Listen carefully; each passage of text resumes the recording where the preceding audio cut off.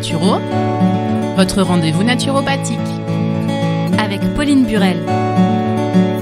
Bonjour à toutes et à tous, vous êtes bien sur RCB, votre radio locale, et vous écoutez Allo Naturo, votre émission de naturopathie. Pour la présenter avec moi, je suis en compagnie de Pauline. Bonjour Pauline. Bonjour Marion, bonjour à toutes et à tous. De quoi va-t-on parler aujourd'hui ? Alors aujourd'hui, on va parler des protéines végétales. Il y a de plus en plus de personnes qui souhaitent diminuer ou arrêter complètement de consommer des protéines animales. Ou alors, on a des personnes autour de nous qui ne mangent pas de viande et on ne sait pas forcément quoi cuisiner ou préparer quand on les invite. Alors, je vais vous donner un kit de démarrage. Alors ça, c'est sympa. Alors d'abord, pour commencer, il existe différents régimes alimentaires qui n'incluent pas ou alors pas du tout de protéines animales. Tu peux nous les citer peut-être ? Oui, alors je vais vous faire le tour des principaux pour que vous puissiez vous repérer. On va aller crescendo. Alors d'abord, on a les flexitariens qui souhaitent limiter la quantité de viande ou de poisson par souci d'économie, d'écologie et ou bien-être animal. Après, on a les pesco-végétariens. Alors eux, ils mangent pas de viande, sauf du poisson et des produits de la mer. Les polotariens, ils mangent pas de poisson ni de viande, sauf du poulet. Les végétariens, ils mangent ni poisson ni viande. Les végétaliens, ils ne mangent ni poisson, ni viande, ni œufs, ni produits laitiers, ni miel, aucun aliment d'origine animale. Et enfin, il y a les véganes. Donc ça, c'est vraiment au-delà de l'alimentation, c'est un mode de vie général. Donc ils mangent comme les végétaliens, mais en plus, ils n'ont aucune consommation de produits d'origine animale dans tout leur mode de vie.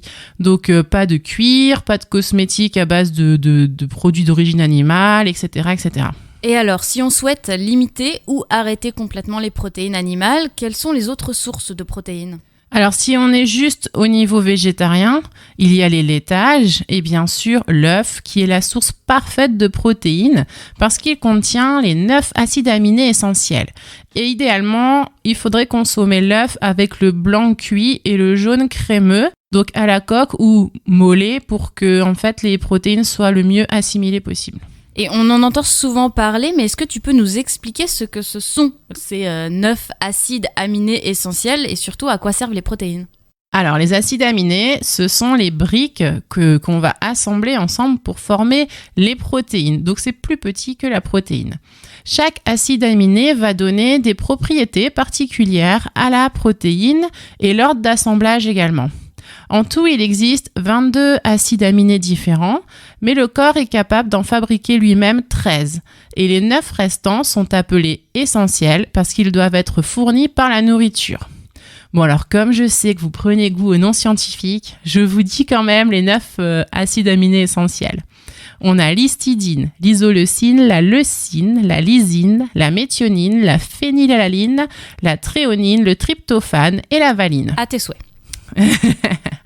Il y a quelques années encore, on disait qu'il y avait 8 acides aminés essentiels pour l'adulte et 9 pour l'enfant, mais des études récentes ont démontré que l'histidine, qui est essentielle chez l'enfant, l'est aussi finalement chez l'adulte. Et donc, pour répondre à la suite de ta question, à quoi servent les protéines ? Elles servent à l'infrastructure des cellules, des tissus, des organes, mais elles servent aussi de substances vitales comme enzymes, anticorps, hormones, neurotransmetteurs, etc. Et également, en cas d'absence de sucre, les protéines peuvent être utilisées par le corps comme source d'énergie. Et alors, est-ce que tu peux nous parler maintenant des sources de protéines du côté végétal ? Oui, alors ce sont principalement les légumineuses, lentilles, pois chiches, haricots rouges, le fameux soja et les céréales, blé, riz, seigle, sarrasin, etc.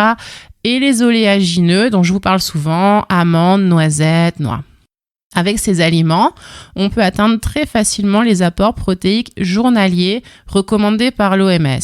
Donc le site lanutrition.fr que je vous recommande, qui est très intéressant, a calculé qu'en un seul repas, on peut atteindre ces apports avec par exemple 2 œufs, 100 g de lentilles, 50 g de comté et 2 tranches de pain complet contiennent 44 g de protéines, soit les recommandations en apport protéique journalier. Donc pour la journée, en un seul repas végétal, on peut avoir les recommandations pour toute la journée. Et pour quand on est vraiment végétalien, on remplace les 2 œufs et le comté par du tofu ou des oléagineux, amandes, noix, et on atteint également très facilement le seuil. Donc ce calcul, c'est pour vous montrer que vraiment, il n'y a pas de souci de carence en protéines si on équilibre bien son repas. Par contre, ce qu'il faut prendre en compte, ce sont les fameux acides aminés essentiels. Pour qu'une source de protéines soit de qualité, il faut regarder la quantité de protéines qu'elle fournit, mais également quels acides aminés et aussi leur digestibilité. Les céréales et les légumineuses n'ont pas tout le spectre des 9 acides aminés essentiels, mais par contre, elles se complètent entre elles. Donc, on recommande soit d'associer céréales et légumineuses dans le même repas ou de varier et d'équilibrer dans les 2 à 3 jours. La seule source végétale de protéines qui contient tous les acides aminés essentiels, c'est le soja. D'ailleurs, le soja existe sous énormément de formes et ce qu'il faut savoir, c'est qu'en lui-même, il n'a pas vraiment de goût. Et c'est la texture, la consistance qui est aussi très intéressante pour les gens qui sont végétariens. Donc le soja, ce qui est important, c'est de le faire mariner un peu pour lui donner du goût quand on l'achète juste tout simple, neutre. Mais sinon, il existe plein de formes. Évidemment, la question qu'on peut se poser, c'est est-ce qu'un régime végétarien ou végétalien, ça peut amener des carences ? Alors, il faut bien sûr que certaines populations comme les enfants, les ados, les femmes enceintes, allaitantes et les personnes âgées soient bien suivies. Il faut bien calculer et connaître les quantités de protéines et certains nutriments comme les oméga 3, vitamine B12, zinc, fer, calcium. Et ils devront souvent être complémentés pour avoir vraiment tout ce qu'il leur faut. Sinon, en général, les végétariens, grâce à l'œuf et aux produits laitiers, arrivent à avoir tout ce qu'il faut.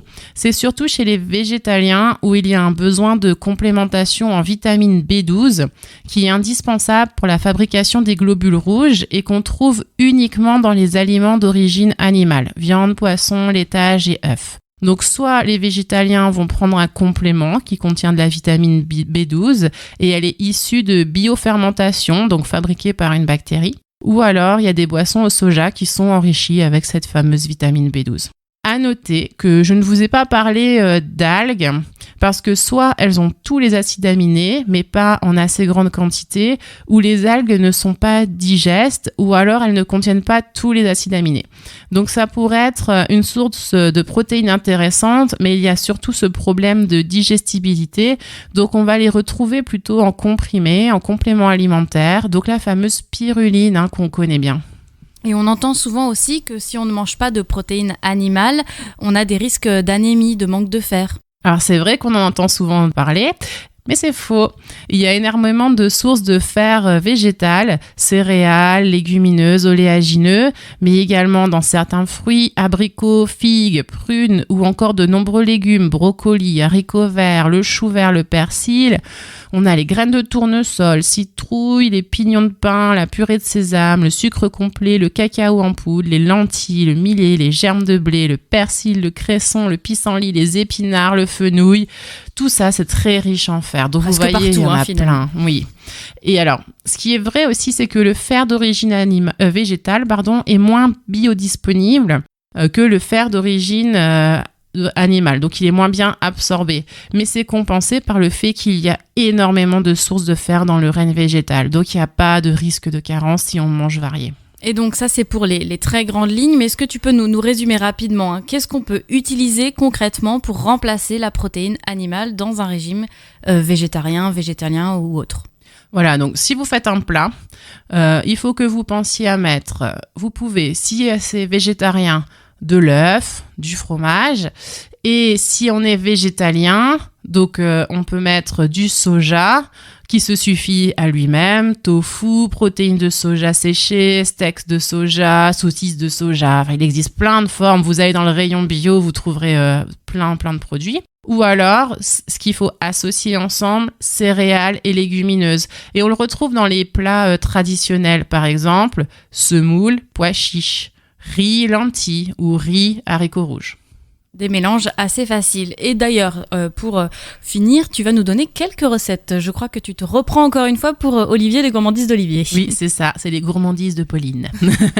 Je vais vous proposer des recettes ultra simples qui sont extraites du livre de J.F. Mallet qui s'appelle « Simplissime, les recettes végétariennes et véganes les plus faciles au monde ». Voilà, donc vous voyez le niveau de difficulté. Alors, une idée d'entrée ou de repas léger pour le soir. 4 rouleaux de printemps aux crudités.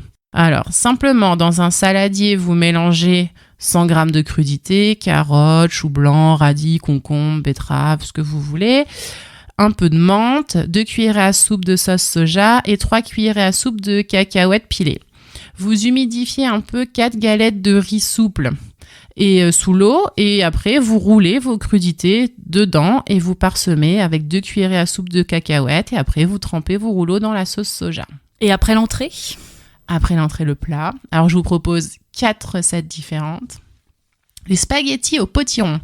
Donc c'est très simple. Vous faites cuire du potiron coupé en quartiers, vous le badigeonnez juste d'huile, vous le mettez au four à 180 degrés pendant 35 minutes environ.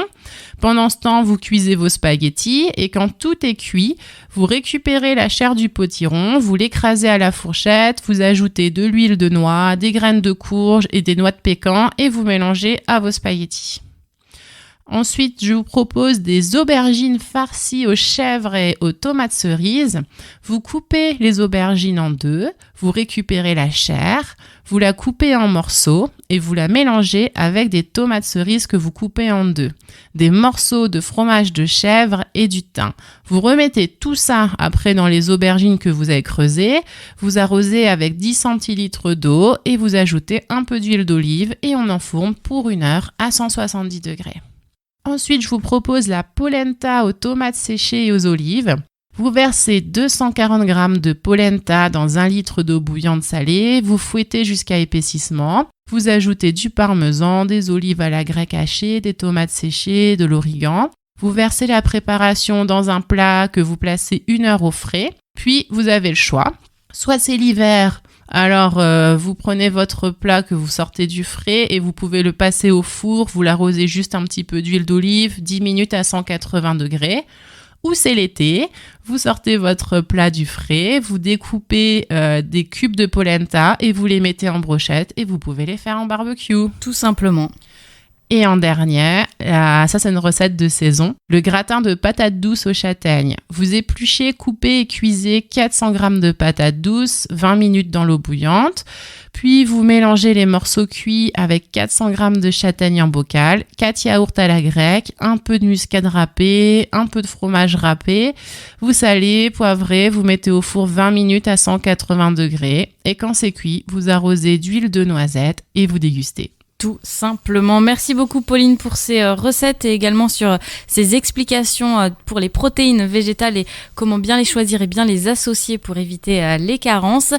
Je rappelle que si vous avez une question sur ce sujet ou tous les autres sujets abordés par Pauline dans Allo Naturo, vous pouvez la poser sur maquestion@radio-rcb.fr, ma question tout attachée @radio-rcb.fr. Cette émission ainsi que toutes les autres est disponible sur notre site internet www.radio-rcb.fr. Merci beaucoup Pauline et à la semaine prochaine. Merci Marion, bonne journée, au revoir. Allo Naturo avec Pauline Burel, c'est tous les mardis à 13h sur RCB et sur www.radio-rcb.fr.